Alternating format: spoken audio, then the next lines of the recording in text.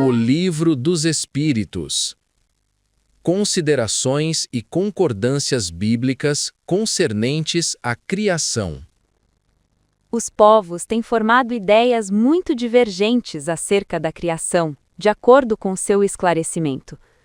Apoiada na ciência, a razão reconheceu a inverossimilhança de algumas dessas teorias. A que os espíritos apresentam confirma a opinião de há muito partilhada pelos homens mais esclarecidos. A objeção que se lhe pode fazer é a de estar em contradição com o texto dos livros sagrados. Mas um exame sério mostrará que essa contradição é mais aparente do que real e que decorre da interpretação dada ao que muitas vezes só tinha sentido alegórico. A questão de ter sido Adão, como primeiro homem, a origem exclusiva da humanidade, não é a única a cujo respeito as crenças religiosas tiveram que se modificar. O movimento da Terra pareceu, em determinada época, tão em oposição às letras sagradas que não houve gênero de perseguições a que essa teoria não tivesse servido de pretexto, e, no entanto, a Terra gira, malgrado os anátemas, não podendo ninguém hoje contestá-lo, sem agravo à sua própria razão. Diz também a Bíblia que o mundo foi criado em 6 dias, e põe a época de sua criação a 4.000 anos, mais ou menos, antes da era cristã. Anteriormente, a Terra não existia, foi tirada do nada. O texto é formal. Eis, porém, que a ciência positiva, a inexorável ciência, prova o contrário.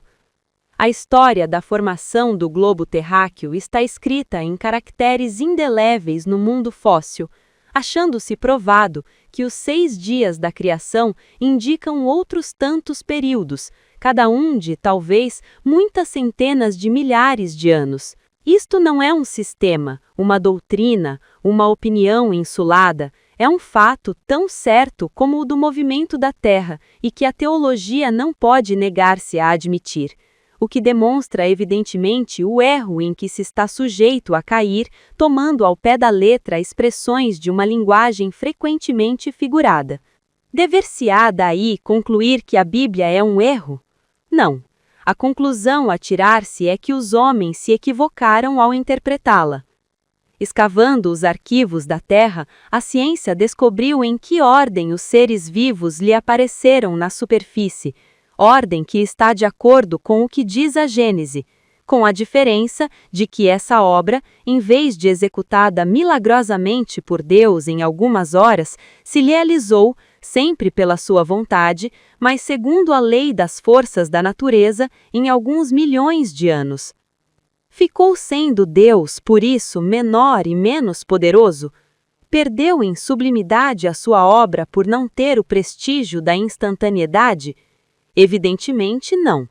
Seria mister fazer-se da divindade bem mesquinha ideia para se não reconhecer a sua onipotência nas leis eternas que ela estabeleceu para regerem os mundos. A ciência, longe de apoucar a obra divina, nula mostra sob aspecto mais grandioso e mais acorde com as noções que temos do poder e da majestade de Deus, pela razão mesma de ela se haver efetuado sem derrogação das leis da natureza.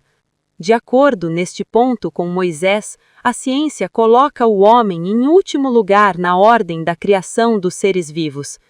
Moisés, porém, indica como sendo o do dilúvio universal o ano 1654 da formação do mundo, ao passo que a geologia nos aponta o grande cataclismo como anterior ao aparecimento do homem, atendendo a que até hoje não se encontrou nas camadas primitivas traço algum de sua presença, nem da dos animais de igual categoria do ponto de vista físico. Contudo, nada prova que isso seja impossível. Muitas descobertas já fizeram surgir dúvidas a tal respeito. Pode dar-se que, de um momento para outro, se adquira a certeza material da anterioridade da raça humana e então se reconhecerá que, a esse propósito, como a tantos outros, o texto bíblico encerra uma figura. A questão está em saber se o cataclismo geológico é o mesmo a que assistiu Noé. Ora, O tempo necessário à formação das camadas fósseis não permite confundi-los, e desde que se achem vestígios da existência do homem antes da grande catástrofe, provado ficará ou que Adão não foi o primeiro homem, ou que a sua criação se perde na noite dos tempos. Contra a evidência não há raciocínios possíveis. Forçoso será aceitar-se esse fato, como se aceitaram o do movimento da Terra e os 6 períodos da criação. A existência do homem antes do dilúvio geológico ainda é, com efeito, hipotética.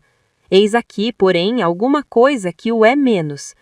Admitindo-se que o homem tenha aparecido pela primeira vez na Terra há 4.000 anos antes do Cristo, e que 1.650 anos mais tarde toda a raça humana foi destruída, com exceção de uma só família, resulta que o povoamento da Terra data apenas de Noé, ou seja, de 2.350 anos antes da nossa era.